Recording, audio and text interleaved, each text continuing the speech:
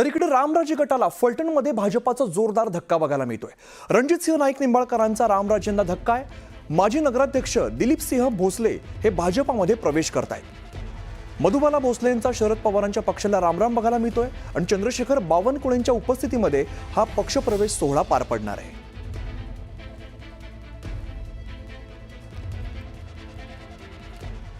पुढे जाऊया। सरकारने मुख्यमंत्री माझी लाडकी बहीण योजनेच्या लाभार्थ्यांचे निकष काटेकोरपणे तपासायला सुरुवात केलेली आहे आणि त्यानंतर आता नवी माहिती समोर आली आहे। या योजनेतील अटीनुसार 2 योजनांचा लाभ घेता येणार नाहीये, त्यामुळे राज्यातील नमो शेतकरी योजनेचा लाभ घेणाऱ्या महिलांना लाडकी बहीण योजनेचा हप्ता आता कमी मिळणार आहे। या महिलांना 1500 रुपयांच्या ऐवजी आता 500 रुपये या महिन्यापासून मिळणार आहेत। तर लाडकी बहीण योजनेतील अटीनुसार एका सरकारी योजनेचा लाभ घेणाऱ्या महिलांना दुसऱ्या सरकारी योजनेचा लाभ घेता येत नाहीये, त्यामुळे या महिलांना नमो शेतकरी योजनेच्या रकमेनंतर शिल्लक राहणारी जी रक्कम आहे ती मिळणार आहे। राज्यामध्ये 8 लाख महिला नमो शेतकरी योजनेचा लाभ घेत असल्यानंतर छाननीमध्ये स्पष्ट झालेलं आहे। आता या प्रस्तावावरती आज मंत्रिमंडळ बैठकीमध्ये चर्चा होणार असल्याची माहिती मिळते आहे। मी आपल्या सर्वांना सांगतो की ही बाब ज्या GR मध्ये तेव्हा लाडक्या बहिणीचा जो GR निवडणुकीच्या पूर्वी निघाला होता, अशा कुठल्याही शासन निर्णयामध्ये बदल झालेला नाही आहे। राहिला प्रश्न दुबार लाभचा, तर संजय गांधीच्या लाभार्थ जेव्हा त्या योजनेमध्ये ज्या अटी होत्या, त्या योजनेच्या ज्या GR मध्ये ज्या अटी होत्या, त्या अटी कुठलेही बदललेल्या नाही।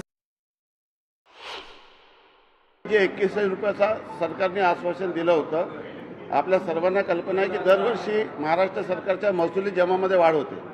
सरकारचं उत्पन्न दरवर्षी खूप एका ग्राफने वाढत असतो आणि जेव्हा सरकारचं उत्पन्न वाढतं तेव्हा सरकार त्या पैशाचा योग्य विनियोजन करण्यासाठी वेगवेगळ्या विभागाला तरतूद वाढवून देते।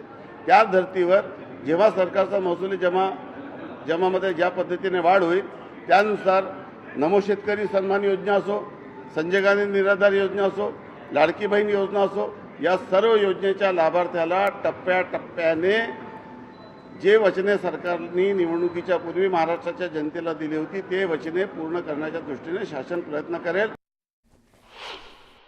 एका योजनेत एखादी बहीण असेल, लाडक्या बहीण असेल, त्यांना पूर्ण पैसे मिळतील, पण एखादी पॅरलल योजनेमध्ये सारखेच पैसे उचलत असेल तर त्या ठिकाणी सरकार थोडा विचार करता आहे। पण हे संजय राऊत जे बोलतात त्यांना तो वेळेपणा आहे, ते वेळे झाले आहेत आणि खरं तर त्यांना आता बोलायला काही नाही आहे। तर नमो शेतकरी योजनेचा लाभ घेणाऱ्या 8 लाख महिलांना लाडकी बहीण योजनेचा हप्ता कमी मिळणार आहे। या महिलांना 1500 रुपयांच्या ऐवजी आता 500 रुपये या महिन्यापासून मिळणार आहे। यावरून संजय राऊत यांनी सरकारवरती जोरदार निशाणा साधलाय। लाडक्या बहिणींच्या मतांची किंमत 500 रुपयांवरती आल्याचा खोचक टोला त्यांनी लगावलाय। आज सरकार 500 रुपयांवरती आलंय, उद्या बहिणींच्या मतांची किंमत 0 वरती येईल असं सुद्धा राऊत म्हणाले। ज्या लाडका बहिणींकडून 1500 रुपयांच्या बदल्यात मतं विकत घेतली, तर त्या मतांची किंमत आता 500 वरती आलेली आहे, उद्या ती 0 वरती येईल। या राज्याची आर्थिक परिस्थिती अत्यंत गंभीर आहे।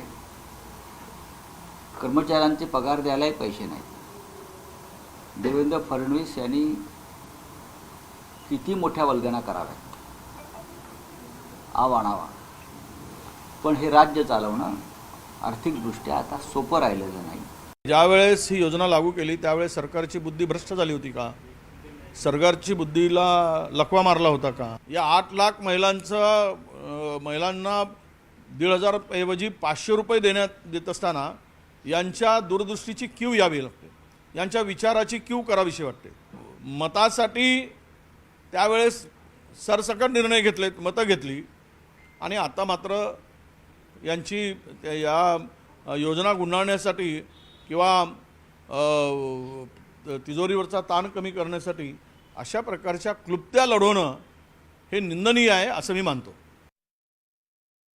दरम्यान नाना पटोलेंनी सुद्धा महिलांना 1500च्या ऐवजी 500 रुपये मिळणार यावरून सरकारवरती निशाणा साधलाय।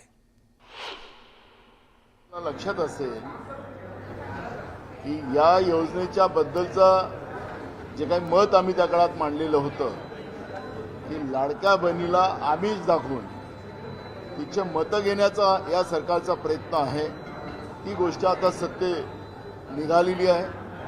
1500च्या जागी 2100 रुपये देण्याचा निवडणुकीमध्ये यांनी शब्द दिलेला होता, त्या पद्धतीने जाहीरनाम्यामध्ये सांगितलं होतं।